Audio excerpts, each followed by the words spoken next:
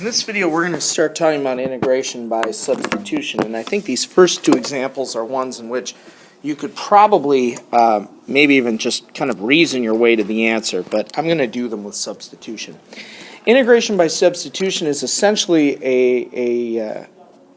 an undoing of chain rule, but in Calc 1 it gives us a lot of power to deal with products and quotients. So what you should really be looking for initially is functions put into other functions, compositions. For example, the sine of 2x, 2x is being put into sine. And that's what makes this complicated. If it were just the sine of x, we would right away know the antiderivative is negative cosine of x. But the fact that it's 2x makes this a little more difficult. So I'm going to do a substitution. I'm going to say that u is equal to 2x. Okay. So I'm going to replace that red box with u. Now, of course, the problem with this is I can't have the sine of u dx. I need to have an agreement here of variables. So I'm going to figure out what the derivative is. Well, the derivative of 2x is 2 dx. If I divide both sides by 2, I have 1/2 du is equal to 2x. And now let me put this box right here. I can replace the dx with a 1/2 du. So my integral becomes the sine of u multiplied by 1/2 du. So now I have the correct variables. I have the agreement. Now, the next thing I guess I would do is I would bring that constant multiplier out front. So just have 1/2. Then the antiderivative of sine is negative cosine. So I'd have negative 1/2 cosine of u plus a constant. Because I began the problem with an x, I should finish with an x, so I should replace u with what it was equivalent to. So negative 1/2 cosine of 2x plus c. And there is my solution. Okay. Next, let's do cosine of 5x. Actually, let me zip it down here. So again, we're looking for compositions. So I'm going to make u equal to 5x.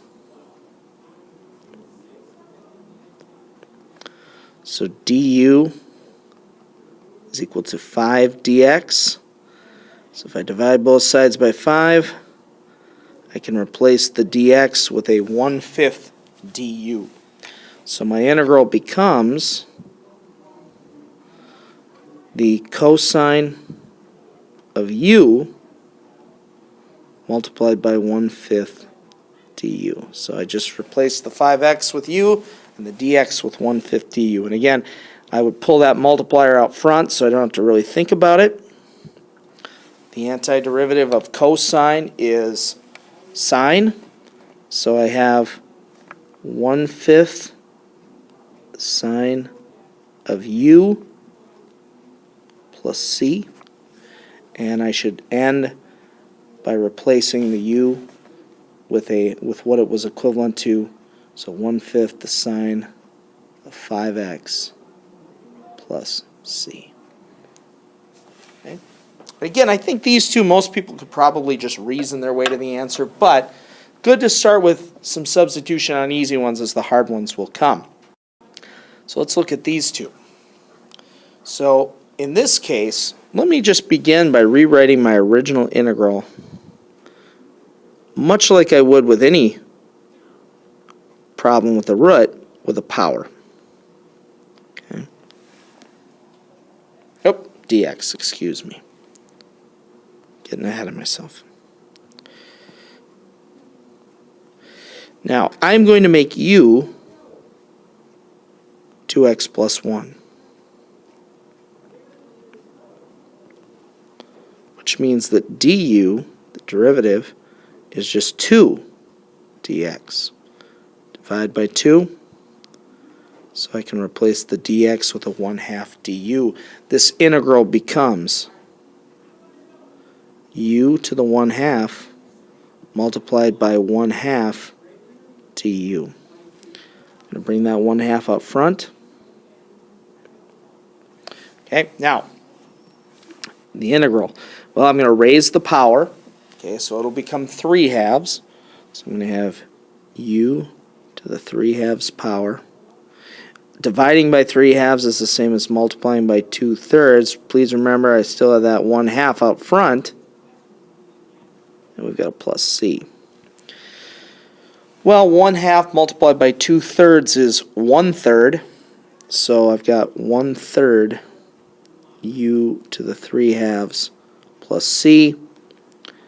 And the final thing I should do is replace u with what u was equivalent to, so 1/3 multiplied by 2x plus 1 to the 3/2 power plus c.